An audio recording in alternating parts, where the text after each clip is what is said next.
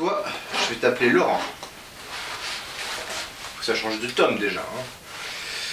Laurent, parce que ça m'arrive souvent de sortir Laurent de la housse.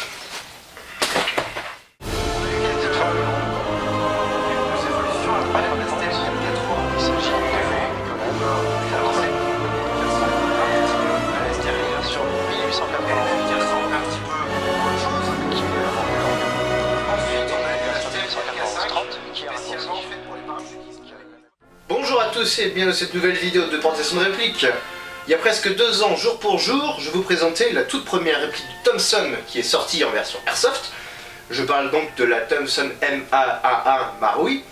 Je pourrais très bien d'ailleurs vous mettre un lien de cette vidéo ici, là, ou même là, sur ma tronche, pour que vous alliez la voir, pour vous remettre un petit peu l'historique en tête, on va dire. Mais je ne le ferai pas, le lien est dans la description, ce serait quand même dommage que vous vous arrêtiez à cet instant sur cette présente vidéo. Donc, allez voir dans la description en bas, une fois que vous aurez fini cette vidéo, pour découvrir l'ancienne. Et donc je vais vous présenter la toute dernière Thompson qui est sortie en version Airsoft. C'est la Thompson M1A1 de chez Cybergun. Ah, pardon. Brave petit. Ok.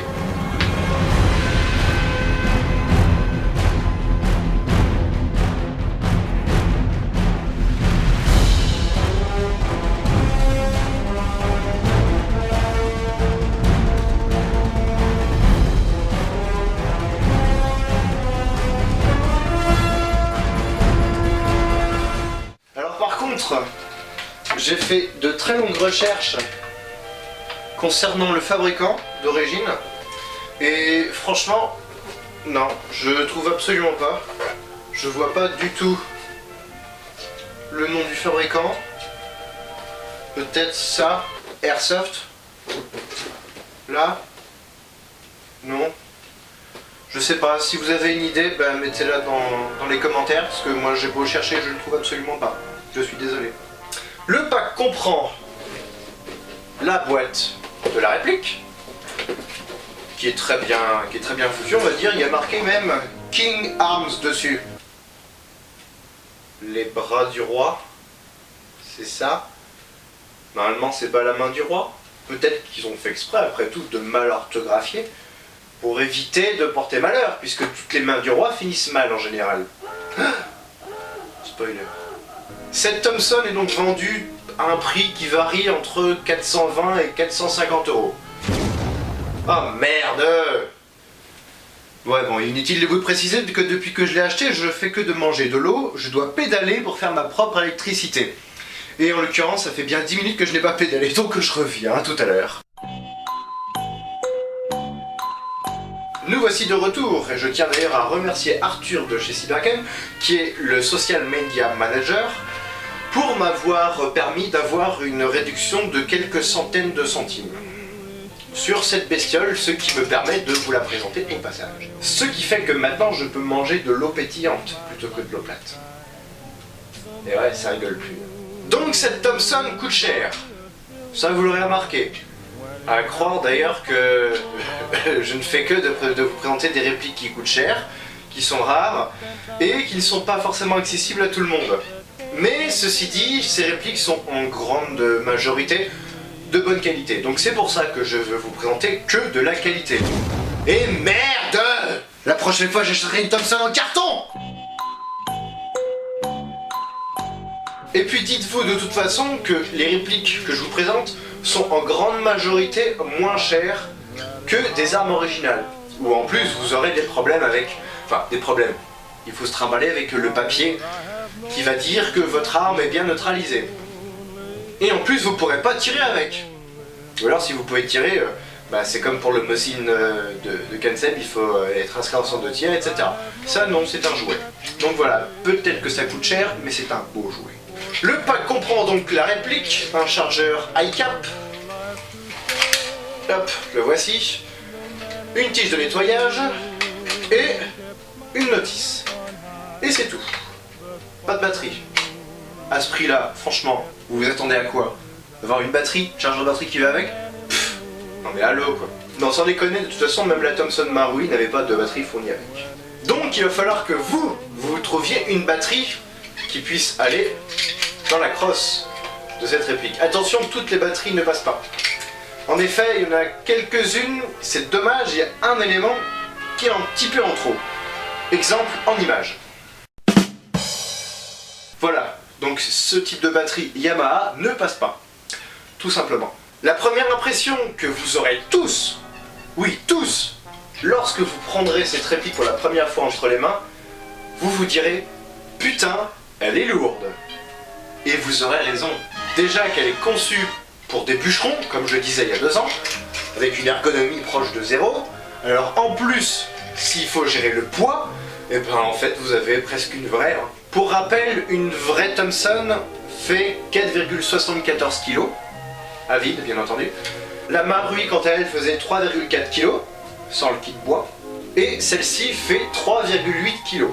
Ce qui me dit d'ailleurs que la boîte est fausse, puisque sur la boîte nous avons un poids à 2,93 kg. En fait, cette boîte, elle est universelle pour toutes les versions de la Thomson, de ce modèle-là bien entendu, qui existent, puisqu'il existe un modèle un petit peu plus cheap, on va dire, avec, donc de chez King Arms, la main du roi, qui a des parties bois en ABS et le Lower Receiver en ABS également. Ici c'est du bois, du vrai bois, du bon bois surtout, j'y reviendrai après, et le Lower est en métal. Ce qui n'était d'ailleurs pas le cas pour la Marui. Les chargeurs sont compatibles Marui, of course, ici c'est le chargeur d'origine King Arms, Marui, Laoka, tout passe. Après pour les chargeurs camembert, techniquement ça passe aussi, mais dans la pratique, il n'y a aucune raison que vous mettiez un chargeur camembert sur ce type de Thomson. Ce n'est pas une Thomson N1128. Comme je le disais tout à l'heure, les parties sont en bois. Bois de très bonne qualité, comme je le disais, qui est bien lourd, qui est bien robuste.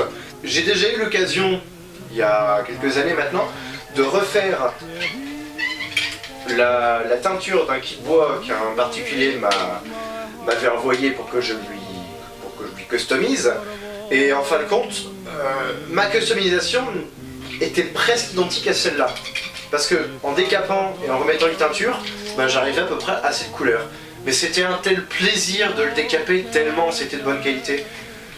Là je n'y ai pas touché, je n'y toucherai pas pour le moment en tout cas, parce que franchement ben, je le trouve beau, tout simplement.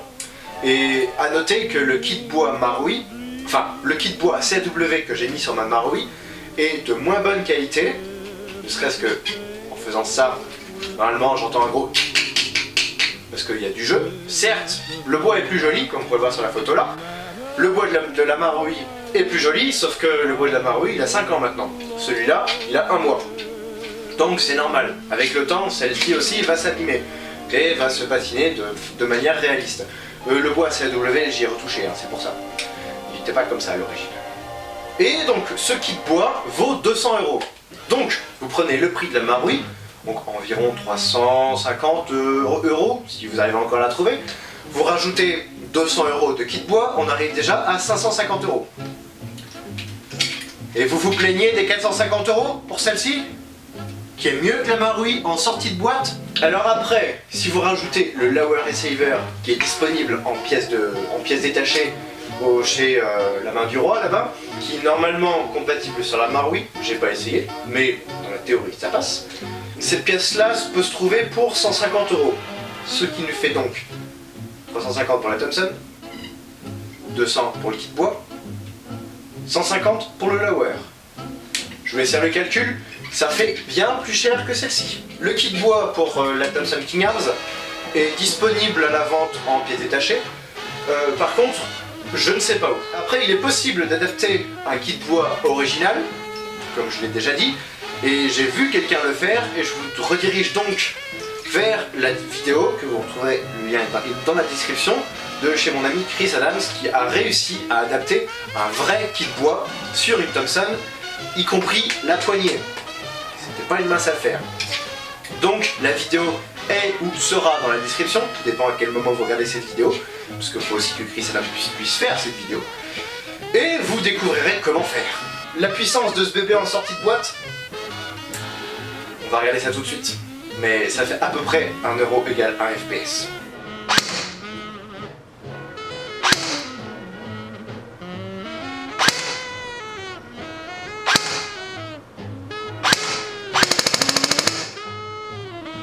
Inutile de vous préciser qu'en sortie de boîte, ne jouez pas avec. Même en semi, vous ne serez pas autorisé dans la plupart des associations.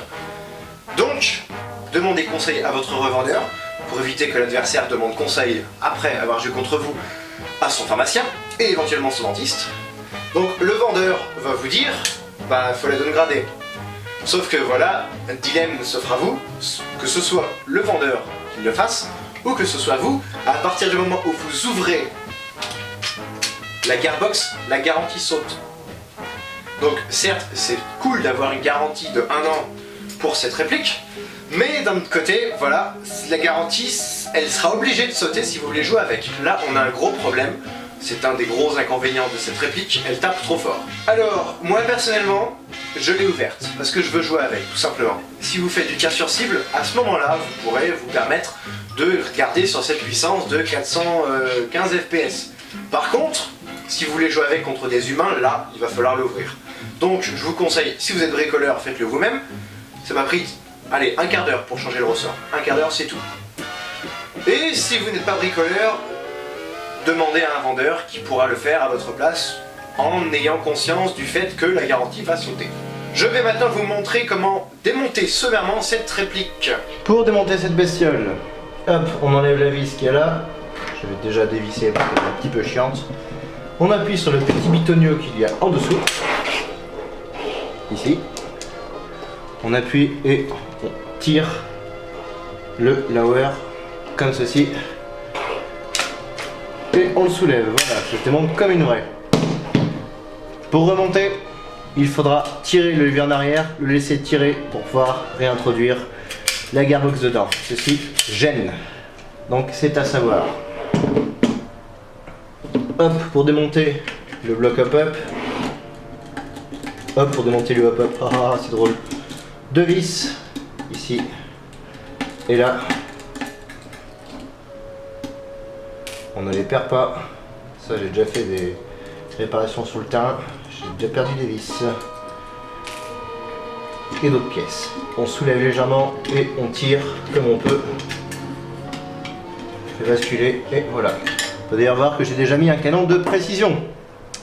Oui. Pour une fois que je upgrade une de mes répliques. Ensuite, nous y voilà. On peut débrancher la cale optique. J'espère que ça ne nous embête pas. On va démonter les électeurs. Pour ceci, une vis juste en dessous du petit bitonio, bien coincé, bien caché plutôt. Hop, on enlève la petite vis et là on fait très attention puisque au moment où on va enlever le sélecteur, hop, il faut forcer un peu et on a un petit bitonio qui vient avec, petit bitonio avec un petit ressort qui ne veut pas partir. Hop, le voici.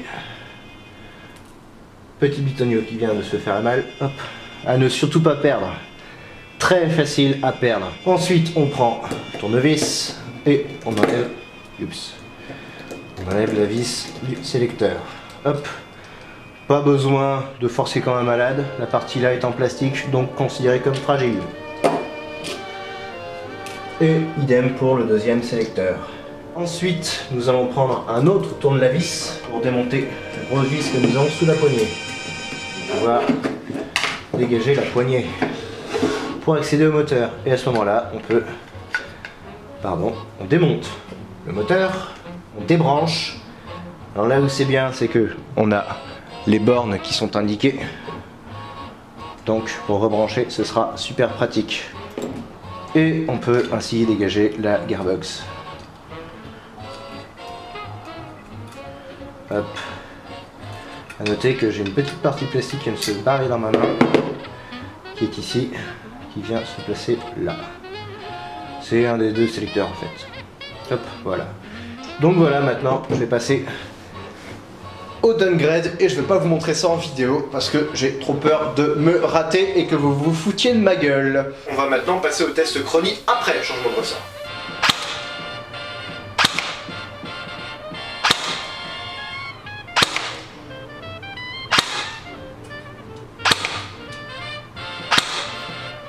A savoir que j'ai également changé le canon. C'est un canon de précision que j'avais acheté pour la Thomson Marui il y a des années. Donc maintenant je n'ai plus exactement la configuration d'origine. J'ai mis un SP90 à l'intérieur. Un SP100 n'aurait pas été trop. Mais je ne pouvais pas savoir, le SP90 en théorie va jusqu'à 350 fps. Là j'arrive à grand max à 320 fps. Donc à savoir, pour vous, chez vous, prenez un SP100. Sauf si vous voulez concurrencer la Marui, qui elle tape à 280 fps, à ce moment-là le SP90 est fait pour vous. Le hop-hop se règle par la fenêtre d'éjection. Attends, tu l'écris comment d'éjection? Ce hop-hop il se règle à l'aide d'une petite molette qui est ici. À l'origine, le hop-up avait cette couleur là. Alors voilà, ça fait un petit peu tâche en fait, parce que on peut comparer cette photo à cette photo d'une Thomson originale, et là on peut voir qu'en fait, le hop-up noir, il se voit même beaucoup. Et c'est d'ailleurs un moyen de savoir si vous avez une Thomson Airsoft ou originale en photo. Les marquages sont on ne peut plus réalistes. Là c'est un vrai point fort par rapport à toutes les autres Thomson M1A1 disponibles sur le marché, y compris les versions cheap de chez Cybergun. Les marquages sont gravés en creux. King Arms et Cybergun ayant les licences, nous pouvons donc avoir le logo Thomson sur le dessus du corps, avec apposé US Property. La version de Chip King Arms a un Made in Hong Kong apposé sur le côté droit, et les marquages sont à peine creusés, ce qui n'est pas spécialement beau, surtout s'ils ont été mis en valeur avec de la peinture blanche, ce qui n'est heureusement pas le cas ici. On a un numéro de série réaliste sur le côté gauche de la réplique, et il est propre à chaque exemplaire. D'ailleurs si vous cherchez sur Google, vous ne pourrez pas trouver de photo en clair de ce numéro de série, pour la bonne et simple raison qu'aux USA il est interdit de montrer le numéro de série d'une arme. Les sélecteurs sur le côté gauche sont très réalistes, et... oh merde. Il y a un souci là. Qu'est-ce qui m'est arrivé? C'est quoi ça? Putain merde, on est en 1944 quoi, c'est quoi ce délire? Pourquoi j'ai ça dans les mains?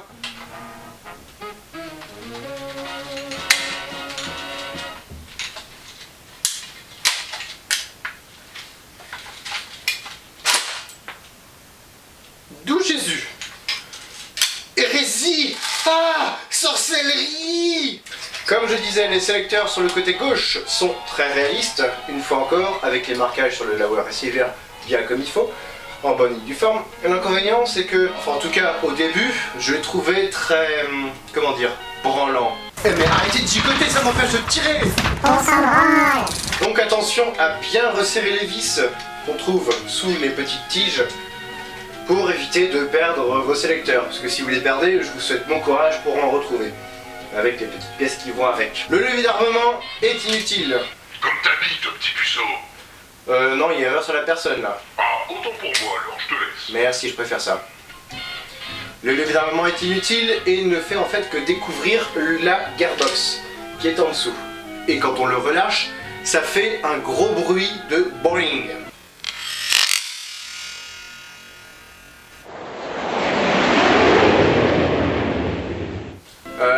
Non, ça c'était un bruit d'Airbus, c'était pas un bruit de Boeing.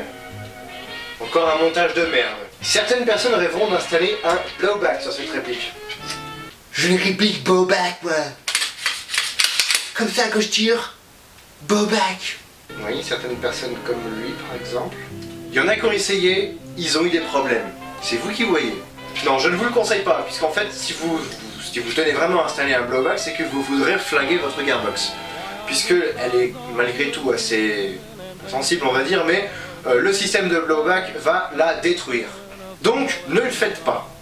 Tous ceux qui ont essayé s'en sont mordus les doigts. Mais d'ailleurs pourquoi absolument acheter en France? Tout simplement parce que en ce moment l'avion n'a pas la cote et c'est un coup à ce que votre colis finisse comme ça.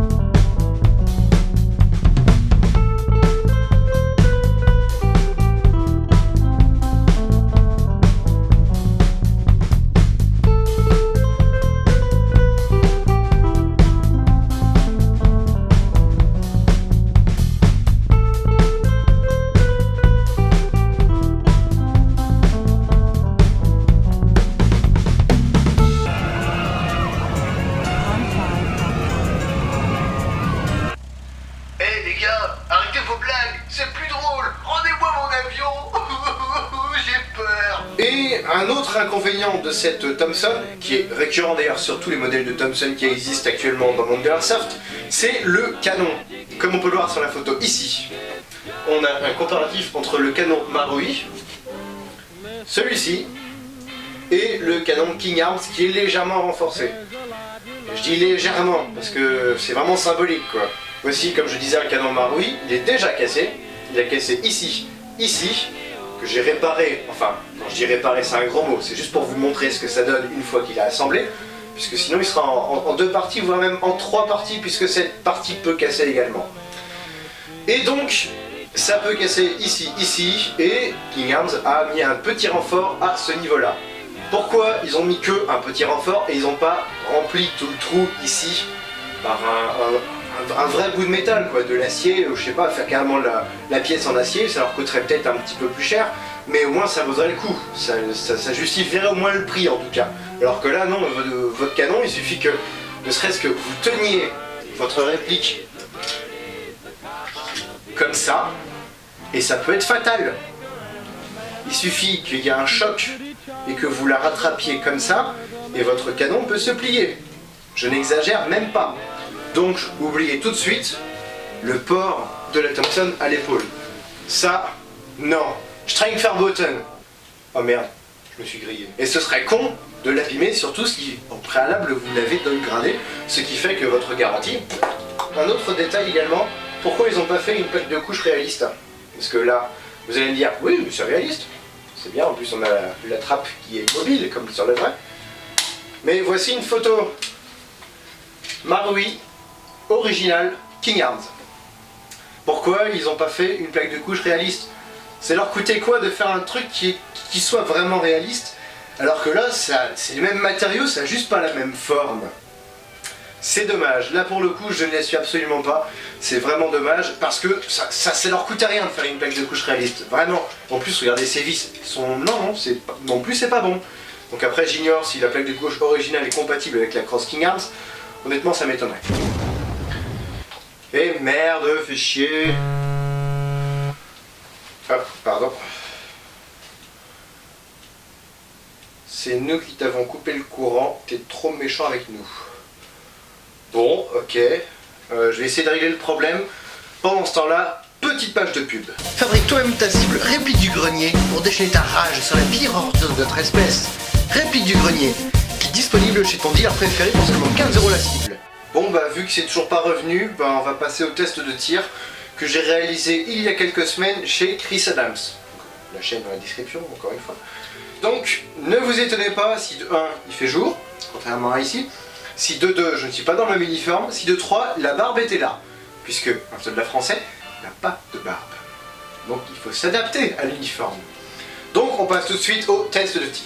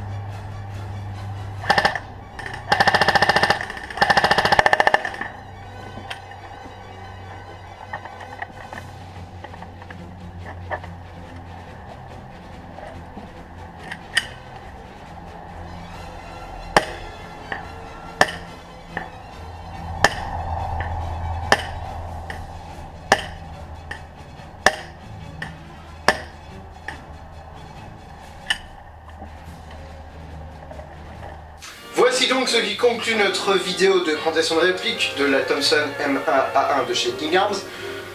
Je vous invite encore une fois à partager cette vidéo si elle vous a plu, à mettre un pouce bleu et à vous abonner si ce n'est pas déjà fait, comme d'habitude. Et si vous ne le faites pas pour moi, faites-le moins pour la main du roi. Et aussi pour Cybergun. D'ailleurs, j'ai une petite question. Le contraire de Thompson M1A1, ce serait pas Thompson pied à plusieurs par hasard? Non, non, non, ne me frappez pas. Non, non, s'il vous plaît, non, non, pas taper, pas taper. Non, ne me faites pas mal. Non, non,